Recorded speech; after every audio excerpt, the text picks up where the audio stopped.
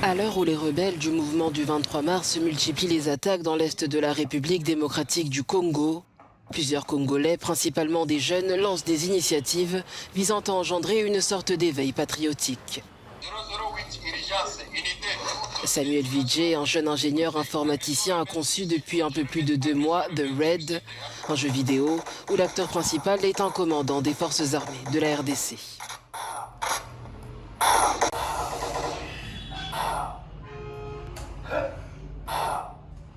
Le joueur, c'est un commando de la FARDC, c'est lui le joueur principal. Il est envoyé en mission, du coup, il est chez lui à la maison, il est en train de suivre l'émission et directement, il voit les gens en train de se lamenter. Il y avait eu des tueries à Beni, ainsi de suite.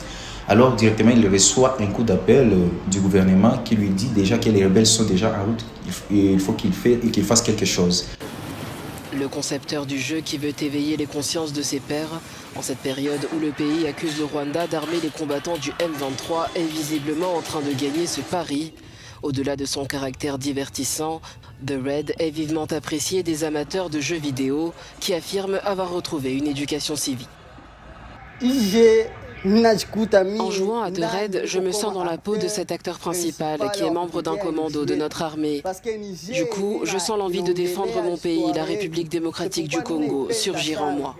Accompagnant son ami venu jouer à The Red, Gaylor est tombé sous le charme du jeu qui, selon lui, retrace parfaitement la situation sécuritaire à l'est de son pays. En voyant la façon dont se déroule ce jeu, j'ai remarqué qu'il interprète avec exactitude la guerre que traverse notre région, chose qui m'épate. Moi aussi, je veux maîtriser The Red pour ressentir la même chose que les autres lorsqu'ils y jouent.